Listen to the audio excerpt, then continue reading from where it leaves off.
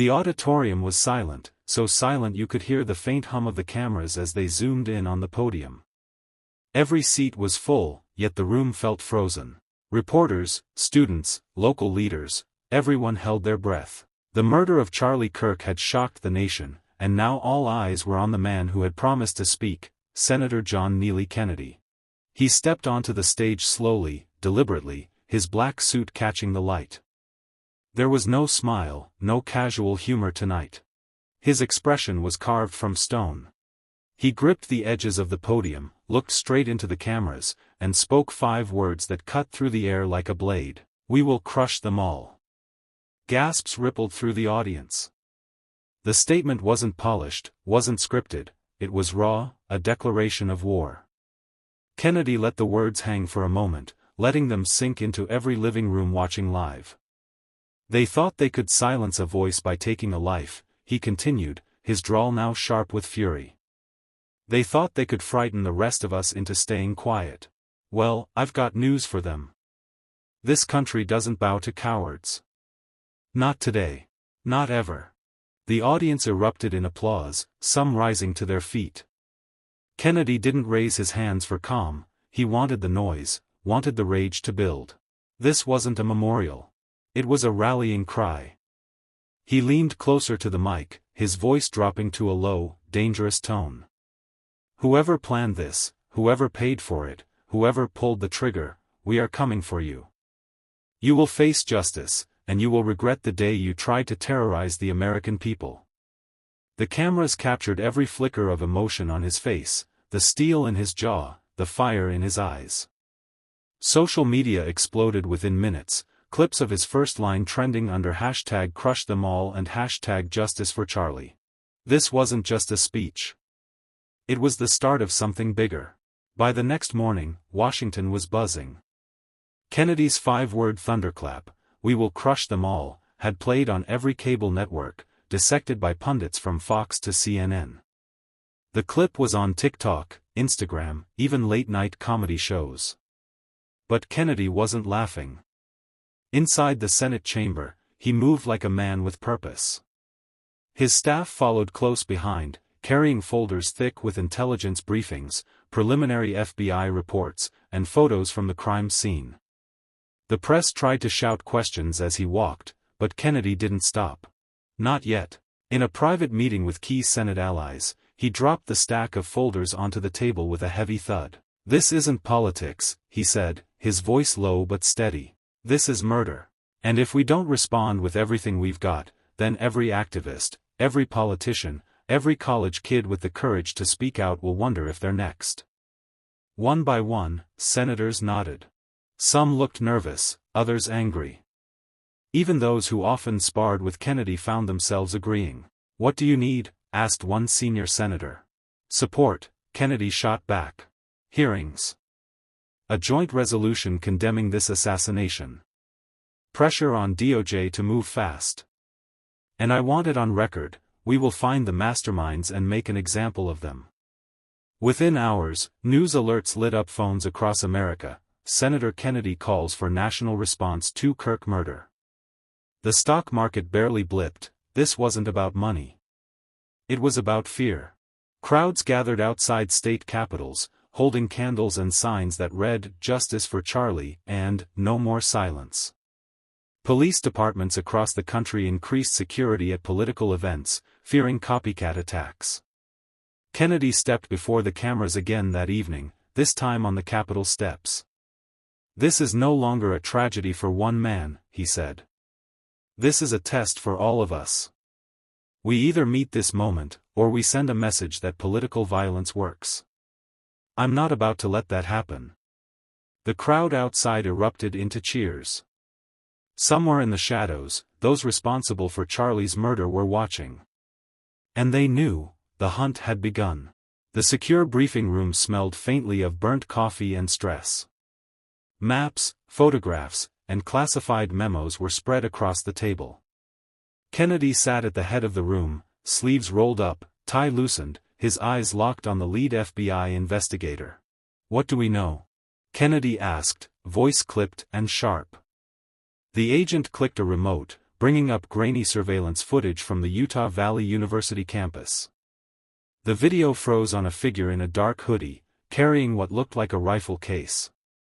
"This is our shooter entering the building," the agent said. "Tyler Robinson, 22 years old. Arrested on site. He's in custody, but..." Kennedy leaned forward. "But what?" The agent hesitated. "He's not talking." Lawyered up immediately. "We believe he's not working alone." Kennedy's jaw tightened. He had seen this pattern before, the lone wolf who wasn't so lone after all. He flipped through the evidence packet, stopping on a bank statement flagged in red. Large deposits. A burner phone purchase. Travel records showing meetings with known agitators. He looked up, his expression dark.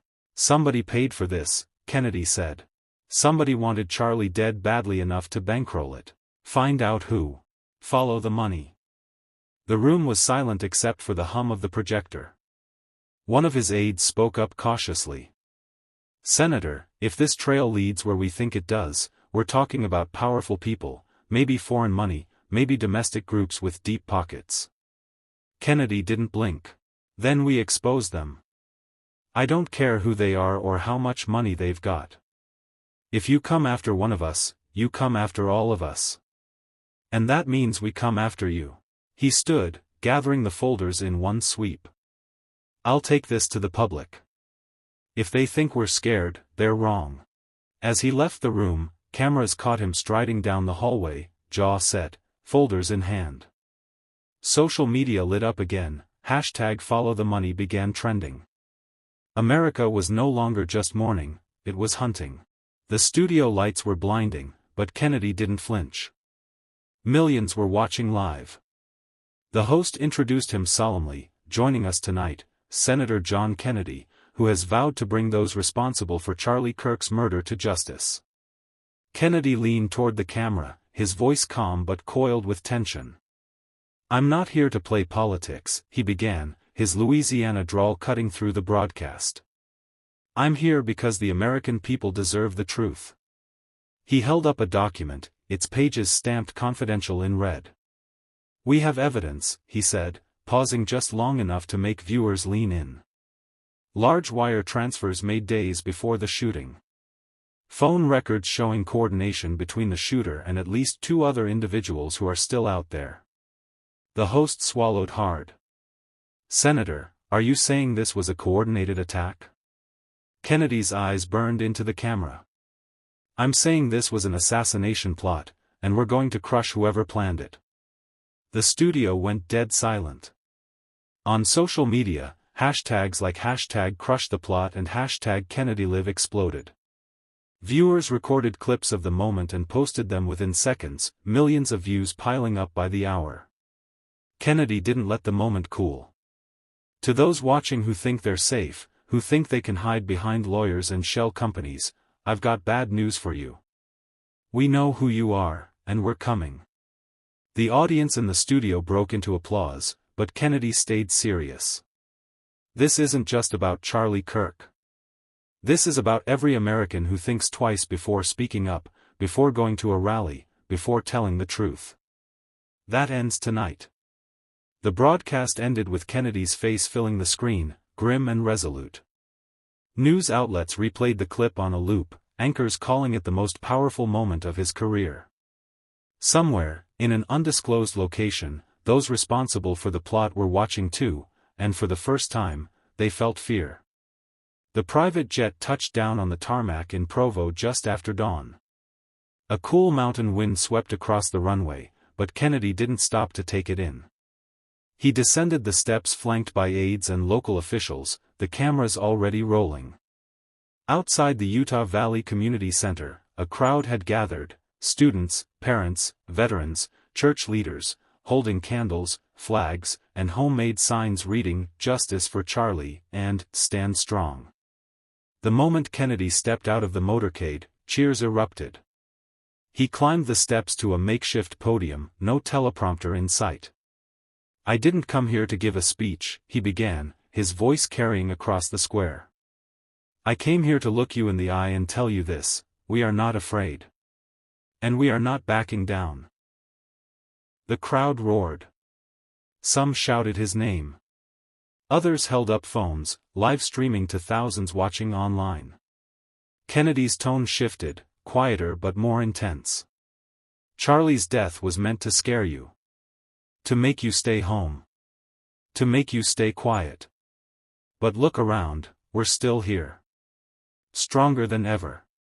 He gestured toward the mountains behind him, their peaks catching the morning sun. You can't intimidate a free people. You can't kill an idea. And you sure as hell can't kill the truth. Reporters captured every word. The clip would go viral within hours, but Kennedy wasn't done. He invited local leaders onto the stage, shaking hands, listening to their fears. This isn't just my fight, he told them. This is our fight. And starting today, we're building a coalition to make sure this never happens again. By nightfall, the hashtag Justice for Charlie had become a full-blown movement. Vigils sprang up in cities from Dallas to Detroit. People lit candles, marched, and chanted Kennedy's words back at him, "We are not afraid." From the shadows, those who had orchestrated the plot realized they hadn't silenced a movement. They had just made it unstoppable. The Department of Justice conference room was dimly lit, a single long table surrounded by the most powerful prosecutors and investigators in America. Kennedy entered without waiting for an escort, his presence filling the room before he even spoke. Attorney General Harris stood at the head of the table, arms crossed. "Senator," she said cautiously, "this is an active investigation. We can't simply—" Kennedy cut her off with a raised hand. "Madam Attorney General, with all due respect, we don't have time for bureaucratic foot-dragging. A man was assassinated on U.S. soil. The shooter is in custody, but the people behind him are still out there. Every day you delay, they have a chance to cover their tracks." The room fell silent. Kennedy placed a thick folder on the table and slid it forward. "Follow the money," he said. "Bank records, burner phone purchases, encrypted messages, it's all there. You have enough to issue warrants today." One of the senior prosecutors shifted uncomfortably. "Senator, if we move too fast and make a mistake." Kennedy slammed his palm on the table, startling everyone. "The mistake," he said, his voice a low growl, "would be letting these people think they got away with it.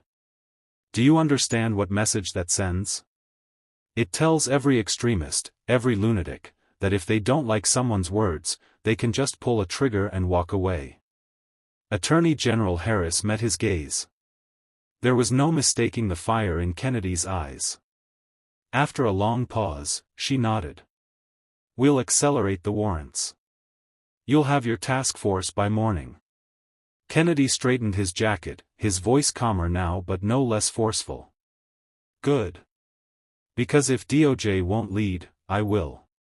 And I promise you, the American people are watching." As he left the room, one aide whispered, "He just forced their hand." By the next morning, federal raids were underway in 3 states. News chirons blared, breaking, DOJ launches nationwide crackdown in Kirk case. Kennedy had turned pressure into action, and the hunters were officially on the move. The press briefing room at the Capitol was packed shoulder to shoulder, every major network broadcasting live. Camera flashes popped like fireworks as Senator Kennedy stepped to the podium, a stack of documents in one hand. The energy in the room was electric, everyone knew something big was coming. Kennedy didn't waste time with pleasantries. He held up a photograph, a still frame taken from security footage. "This," he said, his voice like steel, "is one of the men who bankrolled Charlie Kirk's assassination." Gasps filled the room. Reporters scrambled to tweet the image before Kennedy spoke again. "Thanks to the DOJ task force, we now have evidence linking this man and several others to coordinated wire transfers totaling more than $500,000. These funds were used to buy weapons, pay for logistics, and silence witnesses." He slammed the papers onto the podium. This wasn't a lone shooter. This was an organized hit, and we are tearing it apart piece by piece. One reporter shouted, "Senator, are you saying more arrests are coming?" Kennedy leaned into the microphone. "Oh, there will be more arrests. And I want every single person involved to hear me right now. Run if you want. Hide if you can. It won't matter. We're not stopping until every one of you is in handcuffs." The room erupted with questions, but Kennedy raised his hand for silence. This is bigger than Charlie Kirk. This is about the soul of this nation. If we let political murder slide, if we let fear rule the day, then we've lost more than a friend. We've lost America itself. And I'll be damned if I let that happen on my watch. Clips of the press conference exploded across social media. Hashtags like #NoOneHides and #KennedyUnstoppable trended within minutes. Even cable networks usually critical of Kennedy aired the full speech without interruption, calling it the most aggressive promise of justice in decades. Somewhere, behind closed doors, the conspirators watched in silence. For the first time, they realized the walls were closing in, fast. The stage lights blazed as the televised town hall began, broadcast live on every major network. A semicircle of politicians, pundits, and activists sat under the glare of the cameras. At the center, Senator John Kennedy leaned forward in his chair, hands clasped, eyes fixed on the moderator. "Senator Kennedy," the moderator began, "some critics say your rhetoric, phrases like, 'we will crush them all,' risks inflaming tensions. Isn't there a danger in using language like that?" Kennedy didn't hesitate. He turned toward the camera, addressing the millions watching at home. "What inflames tensions," he said sharply, "is murdering a man on stage in front of hundreds of people. What inflames tensions is thinking you can kill someone for what they believe and get away with it. I'm not here to soothe murderers. I'm here to make sure they never try this again." The studio went dead silent. Even the panelists who had prepared to attack him stayed quiet, thrown off by the sheer force of his words. One congressman tried to interject. "But Senator, don't you think?" Kennedy cut him off, his voice like a whip. "No, I don't think we should water this down. I think we should send a message so loud that anyone planning the next attack hears it before they pick up a gun. If you do this, you will spend the rest of your life behind bars, or worse." The audience erupted in applause, some even standing. The cameras panned across the crowd, college students, veterans, Gold Star families, all cheering. Kennedy leaned back slightly, letting the applause build before delivering the knockout line. "This isn't about left or right. This is about right and wrong. And if anyone out there has a problem with us bringing justice to a murderer, well, maybe they should explain why." The room exploded. Hashtags like #KennedyDominates and #JusticeDebate trended within minutes. Even commentators who usually sparred with Kennedy admitted on air, he owned that stage tonight. And somewhere, the conspirators who had planned Charlie Kirk's death knew they had failed. Instead of silencing a movement, they had given it a face, and that face was John Kennedy. The House Oversight Committee chamber was overflowing. Reporters packed the aisles, cameras perched like vultures, waiting for history to unfold. Senator Kennedy sat at the witness table, a folder in front of him. The room buzzed until the gavel struck, silence fell like a curtain. Kennedy rose slowly, his face a mask of determination. "Ladies and gentlemen," he began, his voice measured but electric, "for weeks we've been told to wait, to let the process play out. Well, the wait is over." He opened the folder, pulling out a single sheet of paper. "This," he said, holding it up, "is the final link in the chain, the money trail that ties the mastermind of Charlie Kirk's assassination to every stage of the plot." A murmur rippled through the room. Kennedy didn't flinch. He read the name aloud, each syllable sharp as a gunshot. Gasps erupted. Some in the audience covered their mouths, others shouted. The camera zoomed in as Kennedy slammed the evidence on the table. "This individual," he said, sat in an office just miles from here and signed off on funding that got Charlie Kirk killed. And let me be clear, they are going to face justice. No plea deal. No spin. Just a courtroom and a sentence. The chamber erupted, reporters shouting questions, flashes blinding. The chairman struggled to restore order, but Kennedy's voice cut through the chaos one last time. To everyone watching, justice is not optional. We owe Charlie more than thoughts and prayers. We owe him the truth, and we've just delivered it. The clip went nuclear online. Within hours, every network replayed the moment in a loop, headlines screaming, "Kennedy names mastermind on live TV." Across the country, crowds gathered, chanting his name, waving flags. Social media was on fire, hashtags like #JusticeDelivered and #KennedyDropsTheHammer topping the charts. And somewhere, the accused sat watching the broadcast, knowing the world now knew their name, and that Kennedy had just signed the death warrant for their political career. The steps of the Capitol glowed under the floodlights as thousands gathered, holding candles and flags. News cameras captured the electric atmosphere. It felt less like a press event and more like a rally for the soul of the nation. Senator John Kennedy stepped up to the podium, the crowd roaring his name until he raised a hand for quiet. When he spoke, his voice was steady, but heavy with emotion. "Tonight," he said, "justice took a step forward. For weeks we've followed the evidence, we've knocked down every door, and today we named the man responsible for Charlie Kirk's murder. He will face trial. And when that gavel falls, America will know that we do not bow to fear." The crowd erupted, but Kennedy wasn't finished. This was never just about Charlie. This was about every voice that someone tried to silence. This was about every American who wonders if the truth still matters. Well, I've got news for you, it does. And as long as I have breath in my body, it always will. The audience chanted, "Justice! Justice!" The chant rolled like thunder down Constitution Avenue. Kennedy's expression hardened. To anyone out there thinking about picking up a gun to shut someone up, think again. Because we will find you. We will stop you. And we will make sure you answer for what you've done. He paused, letting the words hang in the night air, before softening his tone. Charlie believed in this country, in its promise, its grit, its people. Tonight, we honor him not just with words, but with action. We will finish this fight, together. As Kennedy stepped back, the crowd erupted into cheers, holding their candles high. News anchors called it the most powerful speech of his career. Social media exploded with clips of the moment, captioned with #JusticeForCharlie and #KennedyOneTStop.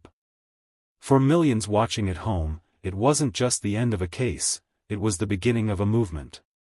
Justice isn't a headline, it's a promise. Tonight, we proved that when Americans stand together, no amount of fear or corruption can silence the truth. Charlie Kirk's killers thought they could scare us into silence. Instead, they lit a fire that will never go out. We will keep fighting, not just for Charlie, but for every citizen who believes in freedom, faith, and the rule of law.